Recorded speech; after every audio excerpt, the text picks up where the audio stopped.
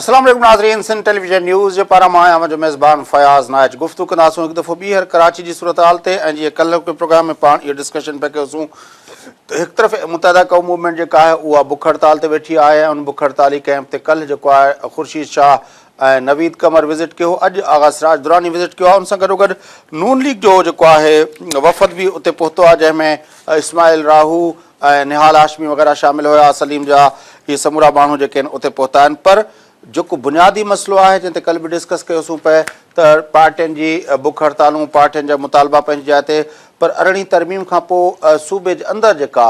Power जे इख़्तियारनि जी जेका विर्छ आहे, उनमें जेको समूरनि मामलनि ते जेको चीफ एग्ज़ीक्यूटिव जे रोल जी हैसियत में वॾे वज़ीर खे जेके इख़्तियारात ॾिना विया आहिनि, पर कराची जे अंदरि उहे इख़्तियारात सिंध जो वॾो वज़ीर गुज़िरियल 8 सालनि खां इस्तेमालु न पियो करे सघे। कल्ह के प्रोग्राम में बि पाण इहो डिस्कस कयोसीं त लियाकताबाद निश ऐं नाज़माबाद ॿिया केतिरा इलाइक़ा आहिनि जिते गुज़िरियल 8 सालनि में सैद कामिली शाह साहिबु हिकिड़ी बि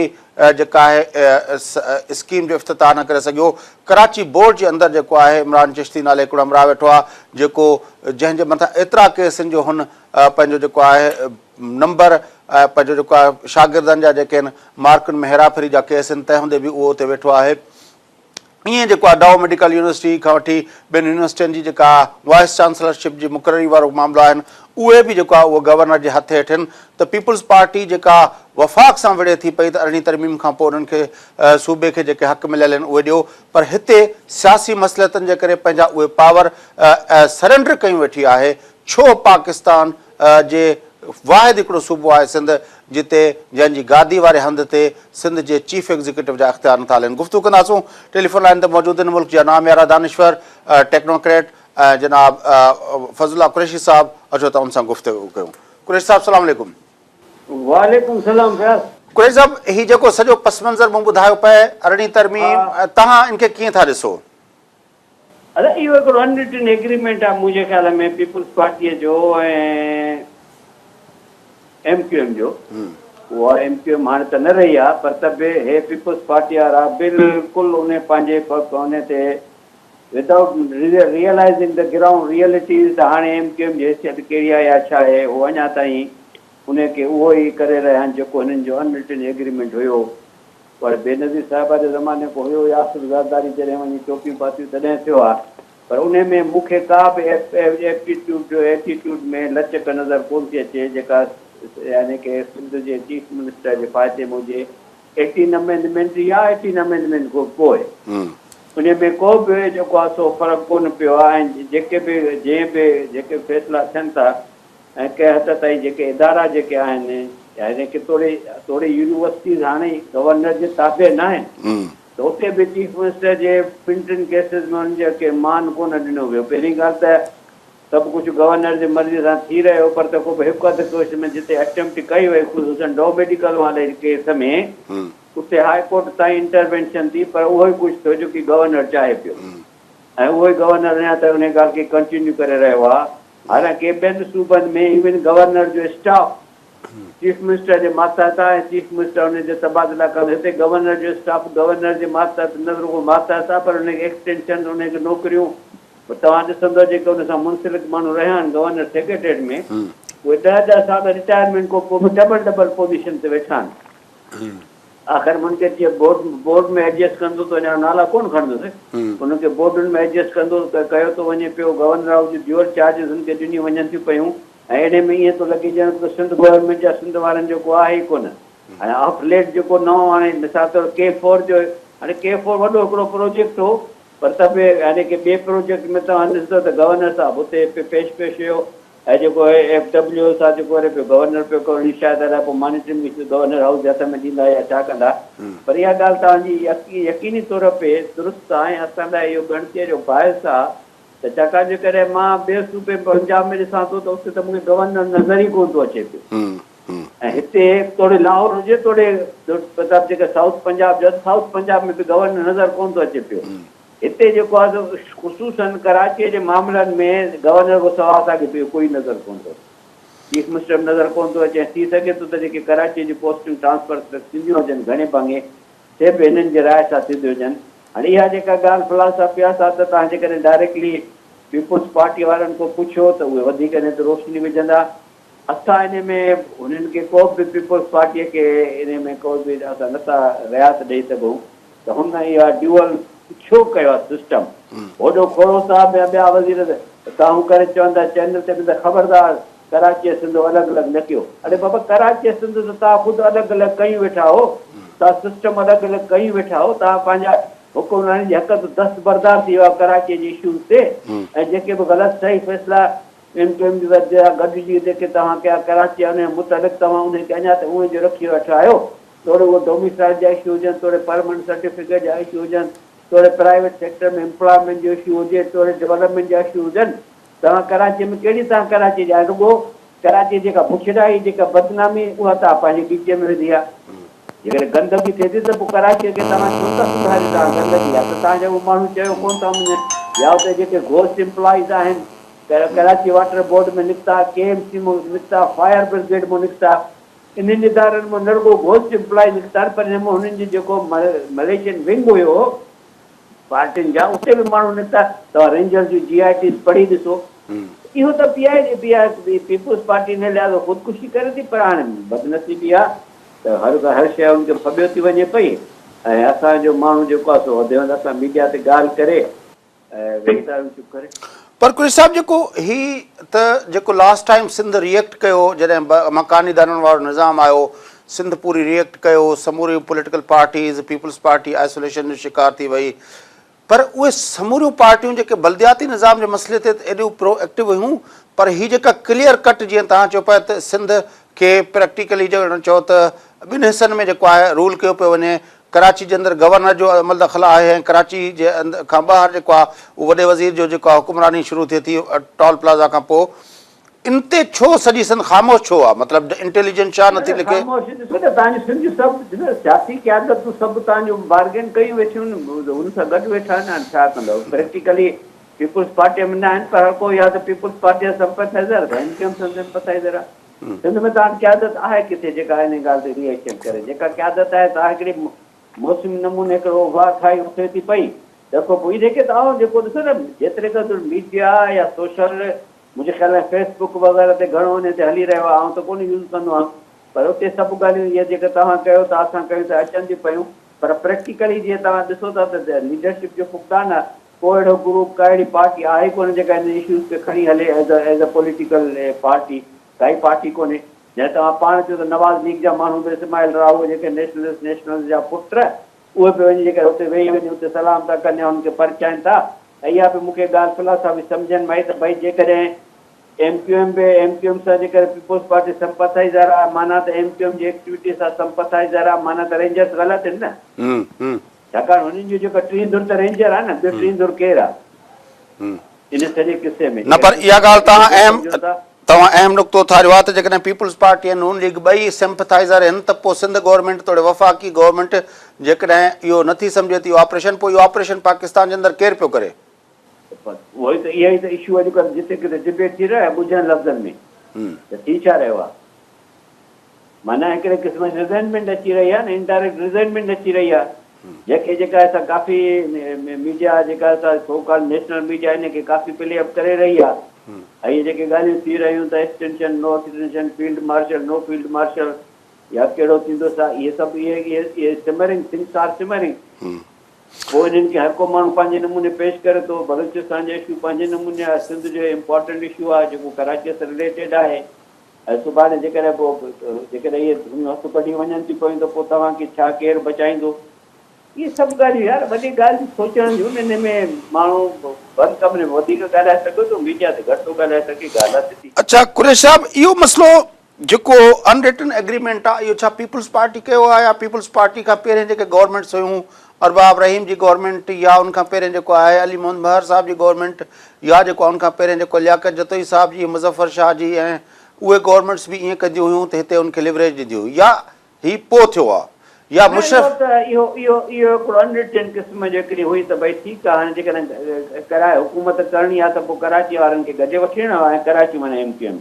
बिना रियलाइज़ेशन ते भई MQM कीअं थो अचे पावर में, MQM जो पावर बेस केतिरे क़दुरु आहे, MQM कहिड़ी पोज़ीशन ते आहे, पर हुननि हिकिड़ी फैट कंप्लाई करे छॾी जंहिंजे करे ॾिसो न काफ़ी मूंखे जेतिरो कर यादि आहे शायदि बेनज़ीर साहिब जे ज़माने में पीपुल्स पार्टी मेजॉरिटी हूंदे बि MQM सां जी साथारी थिया ऐं तंहिंखां पोइ हर गवर्नमेंट में जेकॾहिं तव्हां ॾिसंदो त जॾहिं पीपुल्स पार्टी अपोज़िशन में हुई तॾहिं बराबरि हुननि खे MQM जी ज़रूरत हुई पर पोइ बि जॾहिं हर गवर्नमेंट में हे रहिया हर गवर्नमेंट सां एम्बेडेड रहिया ऐं अॼु जी ॻाल्हि कोन्हे तक़रीबन सभ जी ॻाल्हि आहे इवन जाम साहिब जे ज़माने में हर इहा ॻाल्हि हुई उन वक़्तु त चीफ मिनिस्टर जेके आहे उनखे हैंडल कीअं पिया कनि उनखे केतिरी लिवरेज अलाउ कनि पिया केतिरी न पिया अलाउ कनि उहो हर चीफ मिनिस्टर जी पंहिंजी सलाहियतुनि ते डिपेंड करे पियो पर हू पंहिंजो उन में हुनजी पंहिंजा अज़म्पशन इहे आहे ॾिसो हिकिड़ो गवर्नर जेको हुनजो थापियल आहे पोइ हाणे चवनि था त हाणे MQM ॿाहिरि आहे अंदरि आहे उन गवर्नर खे तव्हां टच कोन था करे सघो उन गवर्नर ते तव्हांखे पाण ख़बर आहे त केसिस आहे जेके वापसि वरिता विया त इहा त हिकिड़ी हाई लेवल ते कंस्पायरेसी आहे इन में मां नथो सम्झां को मर्कज़ इन कंस्पायरेसी में शामिल न आहे छाकाणि जो they keep Sindh divided and weak and they are successful तंहिंजे करे तव्हांजो मर्कज़ हर शइ खणी वेठो आहे भाई मुराद अली शाह 22 जी चार्ज शीट त खणी वियो उन में छा उन ते प्रोग्रेस थी उन को पंहिंजो फॉलोअप छा थियो आहे छा कहिड़ा बोर्डनि ते नवां माण्हू आया आहिनि कहिड़ा फेडरल गवर्नमेंट नुमाइंदगी मिली आहे कहिड़ी शइ मिली आहे उन खां पोइ कोन्हे ख़त को जवाबु आयो आहे का ॻाल्हि आई बि आहे त ॻाल्हि इहा थी करणी पए त ॻाल्हि आहे त तव्हांखे तव्हांजी केतिरी स्ट्रेंथ आहे how far you are strong तव्हां वटि केतिरा स्टेटिस्टिक्स आहिनि छा था तव्हां जॾहिं तव्हां हुते ॻाल्हि कयो था त असांखे ऑटोनॉमस बॉडीज़ में नुमाइंदगी ॾिनी वञे त तव्हां कहिड़ी कोशिशि कई आहे वॾो इदारो वापदा आहे वापदा में हिकिड़ो सिंध जो बि कोन्हे माण्हू अथॉरिटीअ ते जॾहिं हिस्टोरिकली रहंदा आया आहिनि माण्हू जेको बि ॿियो नंबर वॾो रेलवे आहे रेलवे जो हिकिड़ो बोर्ड हूंदो आहे बोर्ड ते को बि सिंध जो माण्हू कोन्हे टियों नंबर वॾो इदारो स्टेट बैंक ऑफ पाकिस्तान आहे को बि सिंधी हुते डायरेक्टर बोर्ड ते कोन्हे तंहिंखां पोइ तव्हां जेके सदरन गैस कंपनी आहे हेॾी वॾी कंपनी आहे हा सही आयलैंड गैस जा केतिरा इदारा आहिनि जंहिंमें PSO आहे PPL आहे तव्हांजी का बि सिंध जी नुमाइंदगी कोन्हे OGDC में तव्हांजे सिंध जी नुमाइंदगी कोन्हे ब्यूरोक्रेसी बस सेक्रेटरी सिंधी वायात मिनिस्ट्री ते कन कढी वेठा आहिनि यार कहिड़ियूं ॻाल्हियूं था कयो प्रैक्टिकली किथे आहियो तव्हां हा पर ही त आइनी मसइलो आहे पंहिंजो गुरेश साहिब हुते त खणी आइनी तरह ते आइनी मसइले खे बि तूं मां त कोन था उथारे सघूं न या त कोर्ट में जज वकील उथारनि आइनी मसइलो हुयो अॼु को 2 साल अॻु ज़मीर घुमरो एज एडवोकेट फाइल कयईं पिटीशन त असांखे CCI जा पावर्स ॾियो 2 साल थिया कोन थियो मूं मैसेज कयो ज़मीर घुमरे खे त बाबा सिंध गवर्नमेंट को फाइल कराए CCI जा पावर त वठो ऐं CCI जे तहत जेकी थियणो आहे जेका तूं पाण पिटीशन में जेका ॻाल्हि कई आहे as advocate general Sindh go and talk to supreme court या हुन में हाई कोर्ट में विझो तव्हां रिट त जेके पावर कॉन्स्टिट्यूशन मिलनि त कॉन्स्टिट्यूशन खे बढ़ंदा या वकील बढ़ंदा या गवर्नमेंट गवर्नमेंट बढ़ंदी न तूं असां छा था करे सघूं तूं असां गाइड करे सघूं त तूं असां ॿुधाए थो त असां माण्हू खे चऊं था पर माण्हू जेके माण्हू वोट ॾियण लाइ निकिरनि कोन था उन सोसाइटीअ में छा कंदव तव्हां कुरेश साहब तव्हांजी वॾी महिरबानी तव्हां असांखे जॉइन कयो नाज़रीन फज़लुल्लाह कुरेश साहब अॻूणा वफ़ाक़ी सेक्रेटरी मुल्क जा नामेरा टेक्नोक्रेट ऐं दानिश्वर सां गॾु आहे गुफ़्तगू तव्हां ॿुधी तमामु हिसास मसइलो आहे तमामु वॾो हिकिड़ो बुनियादी मसइलो आहे सिंध जे अंदरि सिंध जो वॾो वज़ीर जेको आहे उहो सिंध जे राजधानी ते हुनजो पावर कोन्हे को ऐं इहो मसइलो गुज़िरियल 8 सालनि खां वठी हले पियो सिंध जे अंदरि 18वीं तरमीम जे पास थियण खां पोइ बि यूनिवर्सिटियुनि जी जेका कराची जे यूनिवर्सिटियुनि ते जेका वाइस चांसलर जी मुक़ररी वारा इख़्तियारात अॼु बि गवर्नर जेको आहे उहो सरेंडर करण लाइ तयारु न आहे को न सिर्फ़ु एतिरो पर board of intermediate and secondary education जे अंदरि बि गवर्नर जी मदाख़लत जी हद इहा आहे त जेके उहे ऑफिसर जन हज़ारे शागिर्दनि जो जेको आहे पंहिंजो जेको मुस्तक़बिल तारीख़ करे छॾियो आहे ऐं हुते हिकिड़ो वॾो कारोबार हले थो मार्कुनि जो उहे ई साॻिया माण्हू जंहिंजा नाला मीडिया में अची चुका आहिनि उहे साॻिया माण्हू जेके आहिनि उहे गवर्नर जे हुन सां रखिया आहिनि ऐं बोर्ड ऑफ इंटरमीडिएट में भी सिंध जी तालीम वारो वज़ीर या सिंध जी जेको आहे पंहिंजो वॾो वज़ीर जेको आहे कराची जे बोर्ड ऑफ इंटरमीडिएट में का मदाख़लत नथो करे सघे सिंध आख़िर जेका 7000 सालनि जी हिकिड़ी एंटिटी आहे उते सिंध जे अंदरि सिंध जे वॾे वज़ीर जी हुकुमरानी पंहिंजी राजधानी ते क़ाइमु छो नथी थिए इहो हिकिड़ो बुनियादी सुवालु आहे हिन भेरे असां ॾिठोसीं सैयद मुराद अली शाह साहिबु बरसाति जे ॾींहंनि में वियो ऐं मुख़्तलिफ़ इलाइक़नि जो दौरो कयईं ऐं इहो चयईं त मां कराची जो आहियां मां फलाणे स्कूल में पढ़ंदो हुयुसि फलाणी बस में चढ़ंदो हुयुसि पर साईं मुराद अली शाह साहिब खां इहो सुवालु ज़रूरु थियणु घुरिजे ऐं उनखां अलावा ॿिया उहे समूरा जेके आहिनि सिंध काबीना जा उहे मेंबर जेके अॼु वेठा हुया त उन्हनि जे महकमनि जे अंदरि तालीम वारो खातो हुजे हेल्थ वारो खातो हुजे ऐं बल्दियात वारो खातो हुजे त उते जेको आहे केतिरो हिननि जो अमल दख़ल हले थो, केतिरो असांखे इहो ज़रूरु पुछणु घुरिजे त जेको आहे Karachi water and sewerage board जे अंदरि जाम ख़ान शोरो साहब जी केतिरी हले थी पई, या उहे समूरा जेके आहिनि बदिलियूं मुक़ररियूं जेके आहिनि, या जेको आहे पंहिंजो कराची म्यूनिसिपल कॉर्पोरेशन जे अंदरि उहो सिंध जे बल्दियात वारे वज़ीर जो को अमल दख़ल थिए थो या न। इहे समूरा उहे सवाल आहिनि जेके लाज़मी तौर ते असां चाहियूं था त रोज़ जे बुनियाद ते इहे डिस्कस थियणु घुरिजनि। सिंध जी राजधानी कराची जे अंदरि सिंध जे वॾे वज़ीर ऐं सिंध काबीना जी हुकुमरानी कॾहिं बहाल थींदी, इहो हिकिड़ो बुनियादी सुवालु आहे, उन ते डिस्कस कंदासूं। हिकिड़े वक़फ़े खां पोइ असां सां गॾु रहिजो।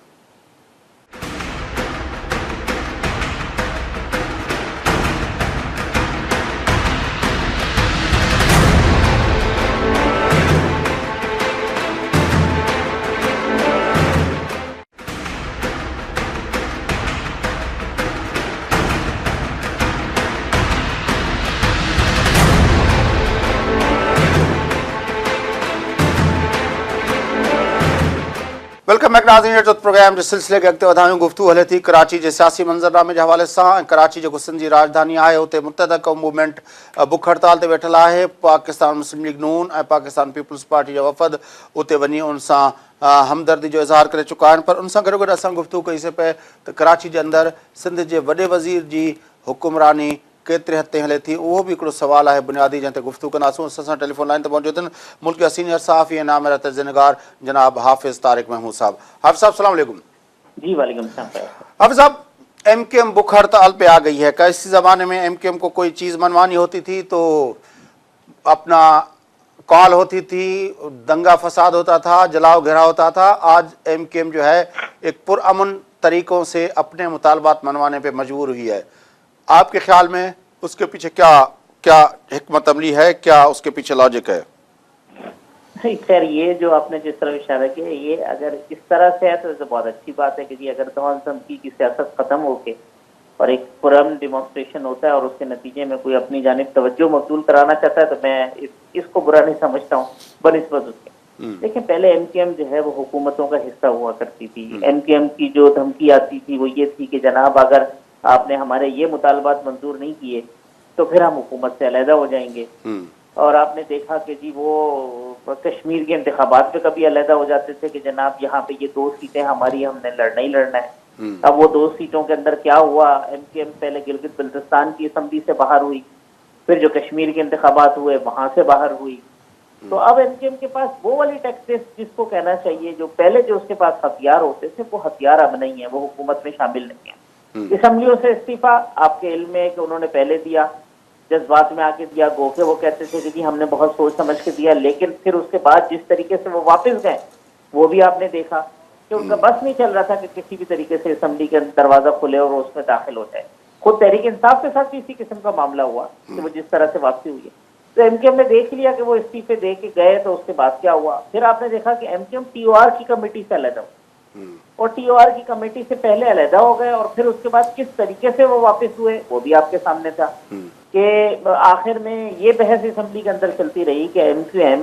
आया TOR कमेटी में हुकूमत की तरफ से नुमाइंदा होगी या अपोजिशन की तरफ से नुमाइंदा होगी। और दोनों पार्टियों ने खूब खेला MQM के लोगों के साथ, और फिर बिल आखिर जो है वो किसी न किसी तरीके से वो TOR कमेटी का हिस्सा बनने में कामयाब हो गए। अब MQM ने ये देखा कि जनाब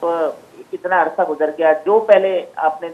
जिस वक्त कोई असम्बलियों में वापस आए थे बड़े सारे वादे वईद हुए थे कि सागदार साहब की भी मुलाकातें हुई थी, अपोजिशन के लोगों की भी मुलाकातें हुई थी, लेकिन वो सब बातें कहीं दूर रह गई और MQM में समझती है कि उसमें से किसी भी चीज के ऊपर अमल दरामद नहीं हुआ।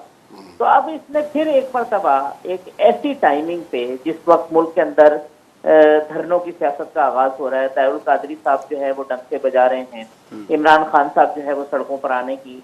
बातें कर रहे हैं, और दूसरी तरफ कुछ और लोगों की ख्वाहिश है कि चूंकि आखिरी चंद माह रह गए राहील शरीफ साहब के, तो वो कोई ऐसी सूरत हाल पैदा हो जिसके अंदर मिलिट्री एस्टेब्लिशमेंट को अगर कोई मौका मिले तो उनको, जिनको वो एस्टेब्लिशमेंट सूट करती है, तो उनकी ख्वाहिशात भी हैं अपने हिसाब से। तो MQM ने इस मौके को बड़ा आइडियल जाना और सोचा कि जनाब हम ये कहें कि अगर आपने हमारे मुतालबात मंजूर नहीं किए तो हम असम्बलियों से इस्तीफा दे देंगे। वही हुआ। आपने देखा कि पहले उनके कुछ लीडरों ने मीडिया पर बयानात दिए कि आइंदा 2-3 दिन में हम बड़ा फैसला करने वाले हैं, और फिर उसके बाद वो भूख हड़ताली कैंप लगाकर बैठ गए। तो ये भूख हड़ताली कैंप इस वजह से थोड़ा सा डिफरेंट है कि इससे पहले भी एमकेएम ने अलामती भूख हड़तालें की,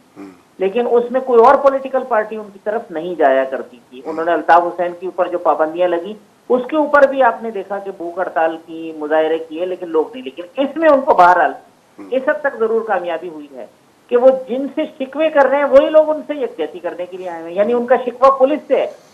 कि जनाब पुलिस उनके साथ ज्यादती कर रही है, और पीपल्स पार्टी के लोग उनके साथ बैठ के यकजहती का इजहार कर रहे हैं, जो कि सिंध पुलिस जो है वो पीपल्स पार्टी की हुकूमत के मातहत है। दूसरा उनका शिकवा सबसे बड़ा रेंजर्स से है, और रेंजर्स विफाक के मातहत है, और आज विफाक के नुमाइंदे यानी विफाक की जो हुकूमत है उसके नुमाइंदे सलीम जिया साहब और निहाल हाशमी साहब भी वहां पे बैठे हुए थे। तो ये यकजहती का इजहार करने के लिए आने वाले लोग वही हैं जिनके जुल्म और सितम का रोना जो है वो एमकेएम रो रही है। तो बड़ी दिलचस्प सी सूरत हाल है। तो ठीक है, आप भी इंजॉय करें इस सूरत हाल को। लेकिन ये जो आपने आखिरी नुक्ता जिस पे आपने पॉइंट आउट किया कि ये पीपल्स पार्टी और नून लीग,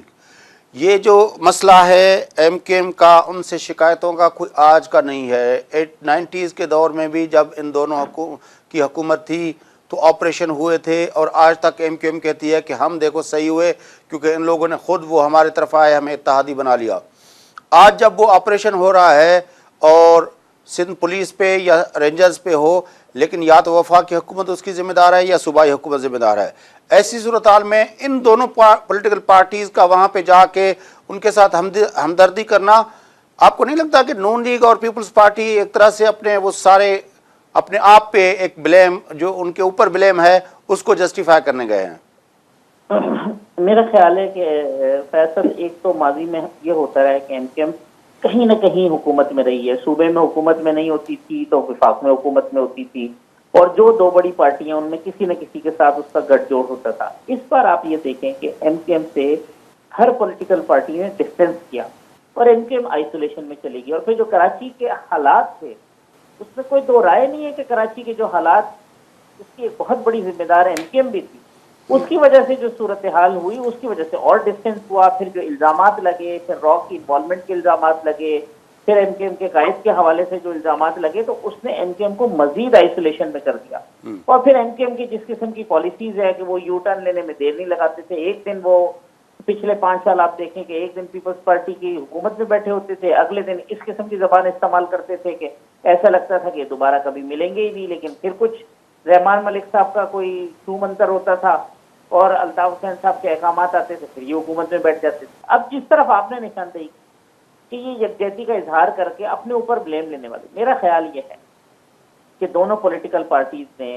ये सोचा कि एमकेएम को इस टाइम के अंदर इंगेज किया जाए, और खुद एमकेएम की भी ये ख्वाहिश होगी। और ये जो बज़ाहिर मुलाकातें हो रही हैं, इसके पीछे जो बैकडोर रास्ते हैं वो भी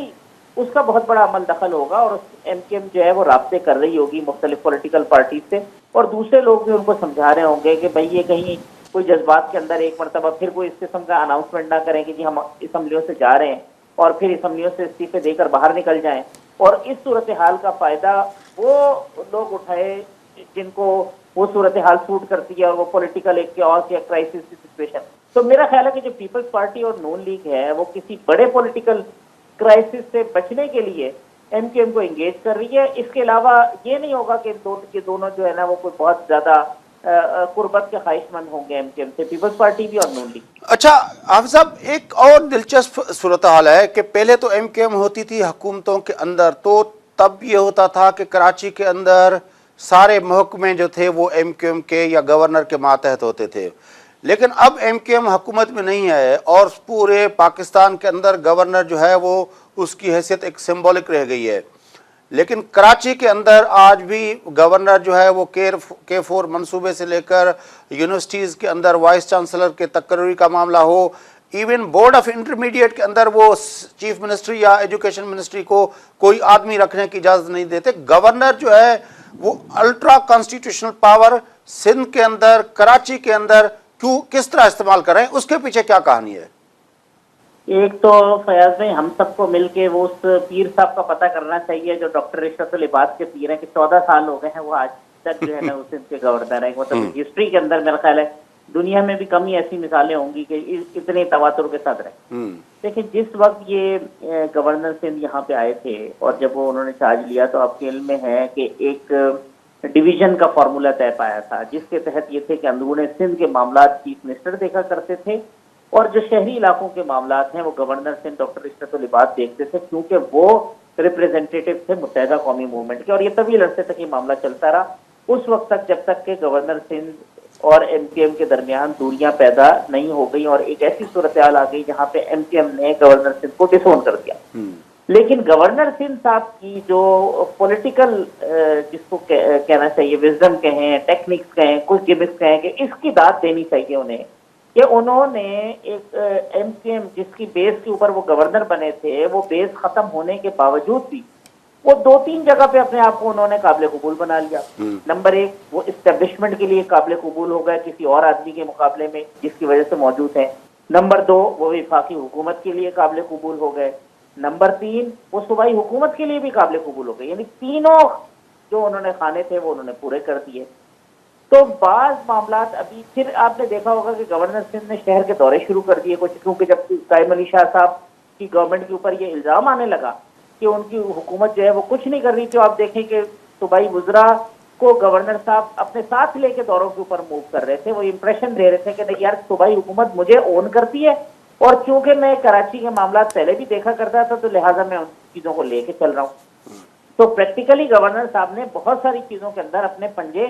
गाड़ रखे हैं और वो इतनी मजबूती से गड़े हुए हैं कि जब तक वो कोई ये नहीं चाहेगा कि वो प्रॉपर गवर्नेंस के तहत और वो मामला को ठीक करे, उस वक्त तक वो पंजे निकल नहीं सकते। वो गवर्नर साहब की ये खूबी है कि वो किसी ना किसी तरीके से इस मशीनरी को अपने पीछे लगा के रखते हैं और वो बहुत सारे मामला जो हैं शहरी मामला, उसके अंदर जो सूबाई हुकूमत है वो मजबूर हो जाती है या वो मजबूर कर दी जाती है कि गवर्नर साहब जो है वो उसमें अपना रोल प्ले करते हैं और वो कर रहे हैं। और ये बंदियाती इदारों के मामला हों, बाज जो है वो और सूबाई मामला हों जिनका ताल्लुक कराची या हैदराबाद से है, उसके अंदर गवर्नर साहब की खासी इन्वॉल्वमेंट है। अच्छा, ये मतलब अब क्या मसलियत है कि पीपल्स पार्टी जो एक अपना इस वक्त जो है वो बड़ा केस रखना चाहती है सूबाई खुद मुख्तियारी के हवाले से वफाकी हुकूमत से, लेकिन वो पीपल्स पार्टी की हुकूमत अपने सूबे के अंदर, सूबे की जो अपना कैपिटल सिटी है उसके अंदर अपने चीफ एग्जीक्यूटिव के हक नहीं ले सकती, तो वो पीपल्स पार्टी किस तरह अपना वो लेगी? क्या उसके पीछे मसलियत है कि आज भी डो मेडिकल यूनिवर्सिटी की वाइस चांसलरी पे हाई कोर्ट तक मामला चला गया, लेकिन बात गवर्नर की ही अपना फंक्शनल हुई, जो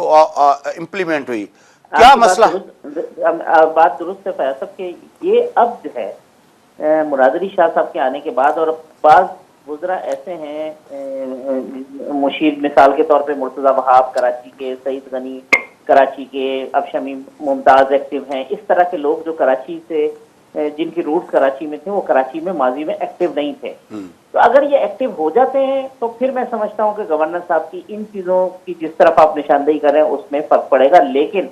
उससे ज़्यादा एक और मामला ये है कि इशरतुल इबाद साहब के आसिफ अली जरदारी के साथ बहुत अच्छे ताल्लुकात हैं और इशरतुल इबाद साहब जो है वो बहुत सारी ऐसी चीज़ें हैं जो मैं आपको बताऊं कि जो पीपल्स पार्टी और इस्टेब्लिशमेंट के दरमियान गड़बड़ होने की जब लगती है तो इशरतुल इबाद उसमें किसी न किसी हद तक अपना रोल प्ले करने की कोशिश करते हैं। बिल्कुल इसी तरीके से वफाकी हुकूमत को उन्होंने बावर करा के रखा हुआ है कि किसी और आदमी के मुकाबले में अगर वफाकी हुकूमत या मियां नवाज शरीफ साहब का कोई इंटरेस्ट है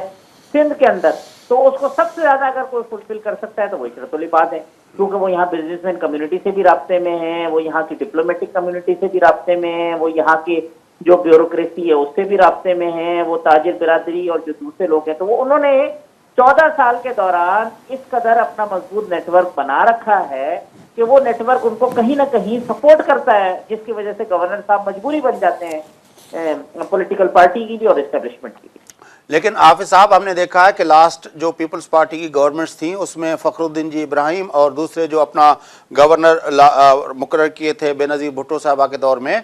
उनका भी एक अच्छा प्रोफाइल था और उनको लोगों ने, कराची के लोगों ने ऑन किया था।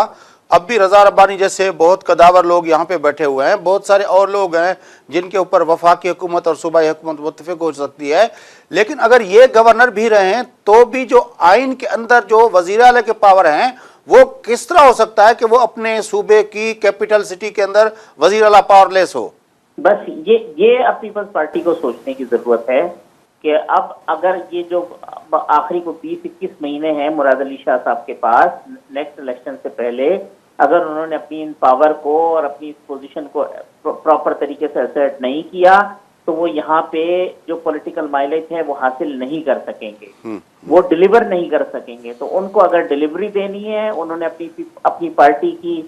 سے بنانی ہے شہری علاقوں کے اندر، تو یہ جس جانب آپ اشارہ کر رہے ہیں اس جانب انہیں توجہ دینی ہوگی اور اس حوالے سے کام کرنا ہوگا. لیکن میرا اور بھی سوال ہے آپ صاحب کہ پی ٹی آئی جو یہاں پہ ایک طرح سے اسرٹ کرتی ہے الیکٹرل پولیٹکس کے اندر،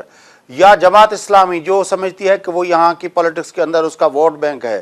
یا مسلم لیگ نون جو کچھ پاکٹ سے وہ اس کا ووٹ بینک ملتا ہے، وہ جماعتیں کیوں نہیں کہتی کہ بھائی یہ جو ہے الٹرا کانسٹیٹیوشنل پاور جو گورنر صاحب استعمال کر رہے ہیں یہ غلط ہے؟ وہ اس پہ کیوں نہیں ریئیکٹ کرتی، اس پہ آگے کیوں نہیں آتی فلور آف دا ہاؤس؟ جی آپ کی بات یہ دیکھیں، جو پہلا ٹینیور تھا جس میں اگین کہوں کہ یہ ریپرزینٹیٹو تھے متحدہ قومی موومنٹ کے، اس زمانے کے اندر تو کوئی اور معاملہ ہی نہیں تھا. لوگ آپ دیکھیں کہ ہر پارٹی یعنی پیپلز پارٹی کے لوگ بھی کہتے رہے کہ ان کو عہدوں سے ہٹائے، دوسرے لوگ بھی کہتے رہے ہٹائے. اب جس طرف آپ اشارہ کر رہے ہیں تحریک انصاف کی لیڈرشپ نے کئی دفعہ کہا کہ بھائی عشرت لباس صاحب کو ایون الیکشن سے قبل جب 2013 کے الیکشن ہو رہے تھے تو پارٹیز نے بہت شور مچایا. جماعت اسلامی بارہا بول چکی ہے کہ عشرت لباس صاحب کو ہٹائیں. دیگر پولیٹیکل پارٹیز جو سندھ کی کانفرنس پارٹیز ہیں جو دوسری ہیں وہ بارہا بول چکی ہیں. مگر اگر ان کے کہنے کے اوپر انہوں نے ہٹنا ہوتا تو 14 سال نہیں گزار دیتے. نہیں میں تو ہٹانے کی بات نہیں کر رہا ہوں حافظ صاحب، میں کہتا ہوں ہٹانا یا نہ ہٹانا یہ وفاقی اور صوبائی حکومت کا مسئلہ ہے، لیکن وائس چانسلر کی مقرری گورنر کرے یہ غیر قانونی غیر آئینی کام ہے. اب بورڈ آف انٹرمیڈیٹ کے اندر بندے جو رکھے وہ گورنر رکھے، یہ غیر قانونی اور غیر آئینی کام ہے. میں تو اس بات پہ کر رہا ہوں کہ کراچی کی پولیٹکس کے اندر، کراچی کے اندر جو گورننس ہے اس کے معاملات میں صوبائی حکومت، صوبائی وزراء، صوبائی کابینہ اور سندھ کے چیف منسٹر کا بے اثر ہونا یہ ایک بہت ڈیفرنٹ مسئلہ ہے کہ پیپلز پارٹی مصلحت کے طور پر گورنر کو رکھنا چاہتی ہے تو رکھے، لیکن کانسٹیٹیوشن سے ماورا پاور وہ کس طرح استعمال کر سکتا ہے؟ بالکل آپ کی بات درست ہے، اس میں کوئی دو رائے نہیں ہے کہ جو چیزیں وہ as a representative of federal government یہاں پہ بیٹھے ہیں اور ان کو وہی کام کرنا چاہیے جس کی ان کو کانسٹیٹیوشن اجازت دیتا ہے، اور اگر وہ آئین سے ماورا ہو کر کوئی بھی قدم اٹھا رہے ہیں تو یہ پیپلز پارٹی کا فیلئر ہے. یہ جو دوسرے لوگ ہیں جو اپوزیشن پارٹیز ہیں ان کا فیلئر بھی ہے کہ وہ جمہوریت کا راگ لاپتے ہیں، اس کے نعرے بلند کرتے ہیں، قانون اور آئین کی بالادستی کی باتیں کرتے ہیں، لیکن جہاں قانون کی وائلیشن ہو رہی ہوتی ہے، جہاں آئین کی وائلیشن ہو رہی ہوتی ہے، وہاں پر اگر وہ کسی بھی وجہ سے، کسی سیاسی مصلحت کی وجہ سے، اپنی کمزوری کی وجہ سے، اپنی خامی کی وجہ سے، یا جو ہے وہ یا کسی پولیٹیکل انٹرسٹ کی وجہ سے خاموش ہو جاتے ہیں تو یہ ایک بہت بڑا جرم ہے. اس میں خاموشی اختیار نہیں کرنی چاہیے. بڑی مہربانی حافظ صاحب، آپ نے ہمیں ٹائم دیا. ناظرین، حافظ طارق محمود صاحب ملک سینئر صحافی نامر تجزیہ نگار سان گڈ گفتگو تاں ٻدھی انتہائی اہم نقطو ہے جنتے پورے پاکستان کے مانن کے خاص طرح سندھ کے سمورن جمہوریت پسند مانن کے توجہ ڈیڻ کی ضرورت ہے تو گزرل کیترے عرصے کا وٹھی سندھ کی راجدھانی کراچی کے اندر سندھ کے وڈے وزیر کی حکمرانی بحال نہ پئی تھی سگے، کیترا ہی اوے کھاتا ہیں جنتے 8वीं ترمیم کا پو جو سندھ کے وڈے وزیر کے اختیار ہیں اوے اختیارات اج بھی سندھ جو گورنر استعمال کرے پو. ڈاؤ میڈیکل یونیورسٹی کے وائس چانسلر جو مسئلے کا وٹھی کراچی کے سمورن یونیورسٹین کے وائس چانسلر کی مقرری کا وٹھی board of intermediate and secondary education کے اندر کراچی میں جے مانو ویٹھا ہیں وہ سب گورنر صاحب کی مرضی سے تھن پیا. نہ صرف ایترو پر کراچی KMC کا وٹھی واٹر بورڈ تائیں سمورا وہ ادارا جے کراچی کے امن امان صفائی سے لاگا پل ہیں. جی فضل اللہ قریش صاحب اصل بتایا پہ K4 جا منصوبہ انہوں تے بھی جا گال بول ہے ٹھیکن کا وٹھی FW سے گال بول تائیں وہ سمورو گورنر کرے پو. سندھ جو وڈو وزیر سندھ کی صوبائی کابینہ ان سمورن معاملن کی مالکی کون پی کرے سگے. گزرل 8 سالن کا وٹھی اساں یہ پریکٹس ڈسنا پیا اچوں. جی حافظ طارق محمود صاحب چو پے تو پہریں ٹینیور میں سمجھ پہ آयो تو MQM جو وہ حکومت کی اتحادی ہوئی ان جا کترا ہی وزیر جو وہ سندھ کابینہ کے ممبر ہوا. پر ہاں جدیں اوڑو کو بھی سین نہ ہے ان وقت گورنر سندھ कराची जे अंदरि सिंध जी राजधानी कराची जे अंदरि सिंध जे वॾे वज़ीर जा इख़्तियारात उनखे इस्तेमालु करणु न पियो ॾिए। पाकिस्तान जो आइन, पाकिस्तान जी रियासत, पाकिस्तान जी सुप्रीम कोर्ट ऐं असांजी पीपुल्स पार्टी जी हुकूमत उहो छा पई करे। ऐं इहो सुवालु साॻिए वक़्तु उन्हनि माण्हुनि खां बि आहे जन बल्दियाती निज़ाम खे ॿिटो बल्दियाती निज़ाम चई वॾा मुज़ाहिरा कया हुया। उहे सिंध जूं कॉन्फ्रेंस दुरियूं, उहो GDA में शामिल असांजा दोस्त। अॼु उहे जॾहिं सिंध जे अंदरि बिल्कुलु हिकिड़ी डिवीजन हले पई ऐं गवर्नर सिंध जी राजधानी जे अंदरि पंहिंजा पावर इस्तेमालु करे पियो, आइन खां मथां पावर इस्तेमालु करे पियो, उन वक़्तु सिंध छो न पई रिएक्ट करे त सिंध जे चीफ एग्ज़ीक्यूटिव जा पावर सिंध जी राजधानी ते बहाल कया वञनि। इहो हिकिड़ो बुनियादी नुक़्तो आहे जंहिं ते तमामु घणी तवजह ॾियण जी ज़रूरत आहे ऐं असां सम्झूं था त हिन ते जेका ख़ामोशी आहे उहा हैरत अंगेज़ हद ताईं इंतिहाई जेको आहे ॾुख ईंदड़ आहे। प्रोग्राम जो वक़्तु पूरो थिए थो। पंहिंजे मेज़बान फयाज़ नशकींदा इजाज़त, सदाईं गॾु।